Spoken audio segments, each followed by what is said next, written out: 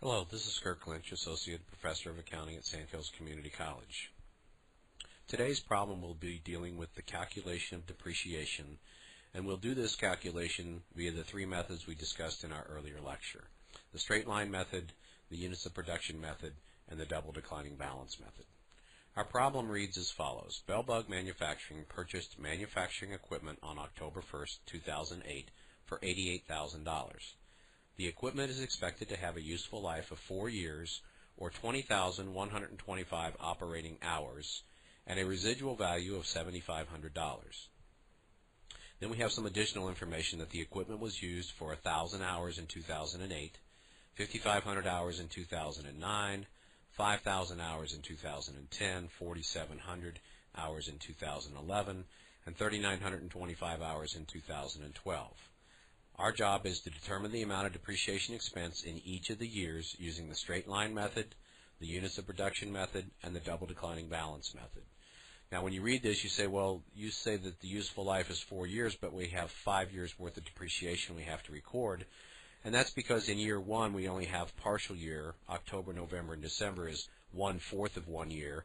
And in our final year, 2012, we will depreciate the equipment for the first 3 months of the year, January through the end of September, and those two partial years will add up to be 1 full year.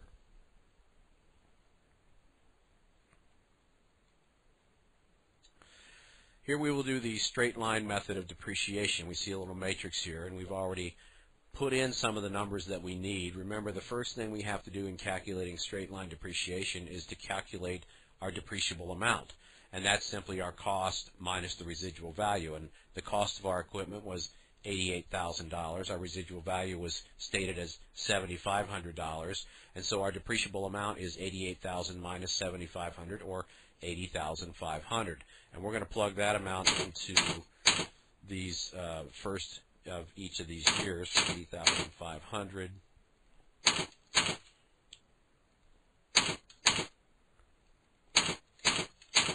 And then our useful life was stated in the problem as 4 years. So we'll simply fill in 4 years in each of these cases.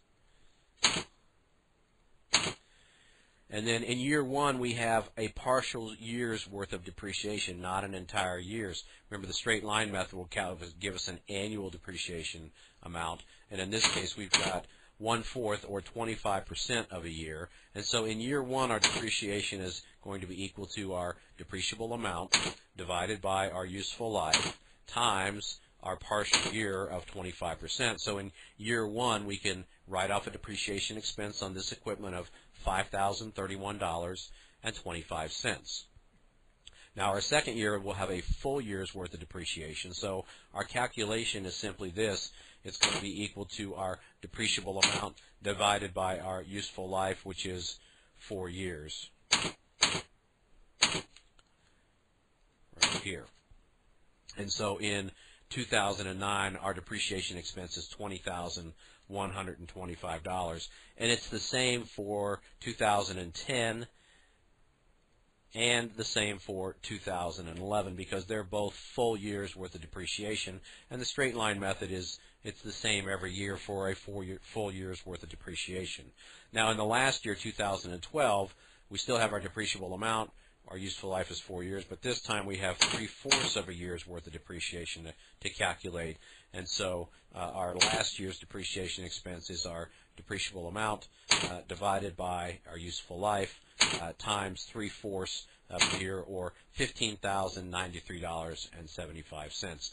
And if we add all this depreciation up, this would fill up our accumulated depreciation account, and we see that it totals $80,500, which we said was our depreciable amount to start with over a 4-year period. And so on our books, we would see that our asset would still have a value of $88,000, and our accumulated depreciation account after 2012 would have $80,500 in the account, which would make the book value of our asset $7,500, which is the same as our stated residual value.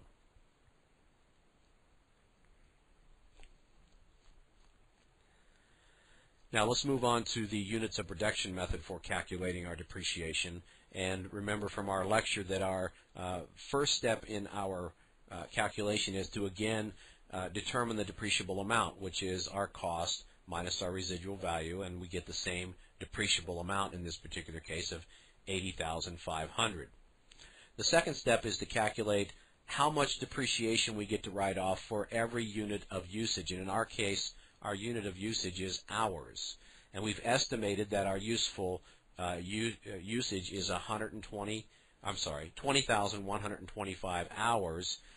We simply take our depreciable amount, divide it by our estimated useful life in hours this time, and we see that for every hour of actual usage we will write off $4 worth of depreciation. So our depreciation per unit of usage is $4, and we'll simply put that in each of these cells here to plug in that amount.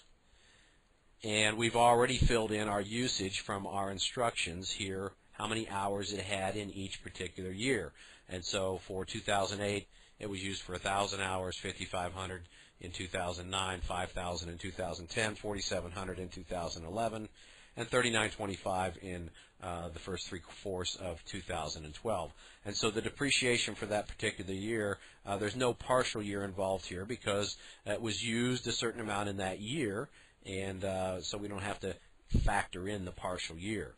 It's just used a little bit less because we had less time to use it in. So in the end of 2008, our depreciation is equal to our usage amount, our usage rate, times the amount of actual usage, or $4,000. And we just repeat that process throughout the remainder of the years, and we see that in 2009 we had $22,000, which is 4 times 5,500. In 2010, $20,000, which is $4 times 5,000 hours worth of usage. And 2011, we have 18,800, which is our $4 times 4,700. And in the last year, the 3/4 of the year for first half of, or 3/4 of 2012, it was used 3,925, and that was times $4 gives us a depreciation expense of $15,700. And if we add all these up, we see our total accumulated depreciation is $80,500.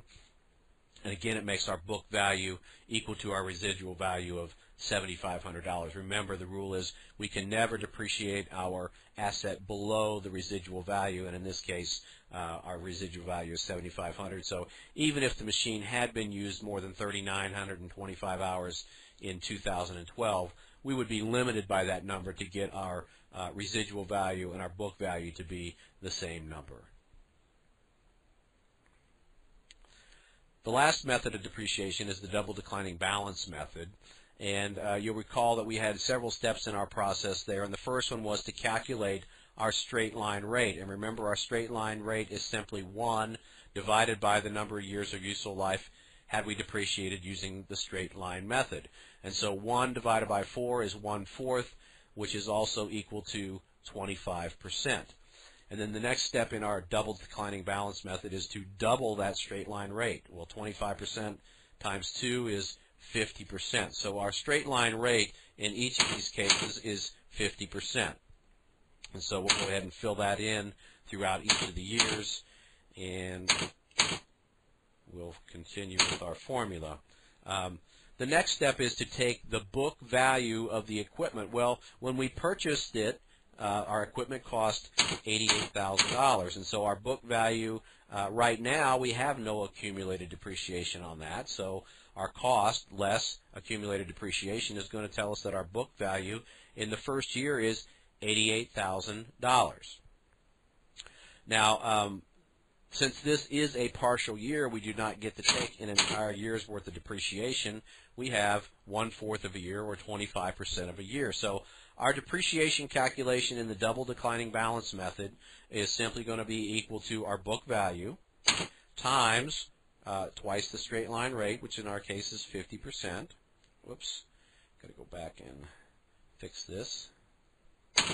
It's equal to, whoops, our book value, sorry, is $88,000, and our depreciation for the year is equal to our book value times twice the straight line rate, and times, in this case, our partial year. So in year 1, our depreciation is $11,000. The next step is to calculate our new book value. And our book value, now we have $11,000 worth of depreciation in our accumulated depreciation account. So our cost minus our accumulated depreciation will give us our new book value. It's equal to $88,000 minus our accumulated depreciation of $11,000. So our book value is now, after that adjusting entry at the end of year 1, or 2008, is $77,000. So I'm going to just transfer that number down to here, $77,000. So in year 2, we have no partial year to deal with, which is just simply the book value times twice the straight line rate, which in our case is 50%. So our depreciation for year 2, or 2009, is simply our book value times twice the straight line rate, or $38,500 worth of depreciation expense in 2009. And our new book value, after that, we have in our accumulated depreciation account now $11,000 from 2008 and $38,500 from 2009, and so our cost, $88,000, is simply going to be our new book value equal to our cost minus all the depreciation that we have so far, which is these 2 years worth of depreciation, and our new book value is $38,500. So we transfer that over here, $38,500. So in 2010, our book value times 50% gives us our depreciation for the year, and we've already done that formula, so we're just going to copy it down here, and we see that in 2010 our depreciation for the year is $19,250. Our new book value is equal to our cost minus the depreciation that we have had each of the years so far, and so our new book value is $19,250. Coincidentally, you'll notice that since our twice the straight line rate is 50%, that the depreciation expense and our new book value happen to turn out to be the same in 2009 and 2010, and that's because we're writing off half of the book value as a depreciation expense in each of those years. So $19,250 is our new book value, and again in 2011, 50% of that, and so we've already done that formula, and we'll just simply copy and paste it down. Our depreciation expense for 2011 is $96.25, and if we do the calculations, we'll find that our book value is the same as it was. Our cost minus our depreciation each year,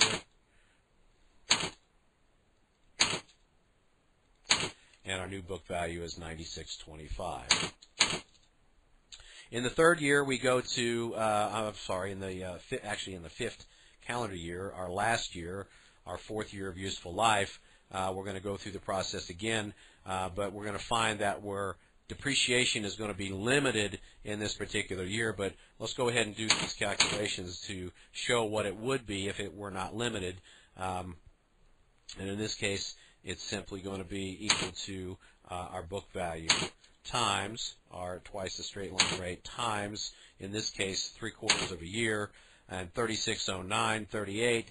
And so if we allowed that depreciation expense to stand, it would take the book value of our asset below the residual value, which is $7,500. So we will be limited in our last year to a depreciation expense of our book value minus our residual value, which is $7,500.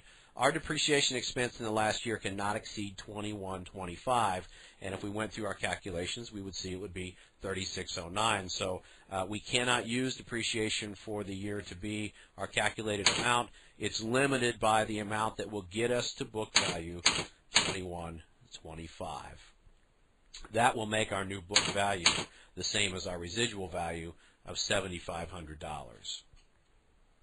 I hope this explanation of partial year depreciation has been beneficial, and I look forward to seeing you in a future lecture and problem.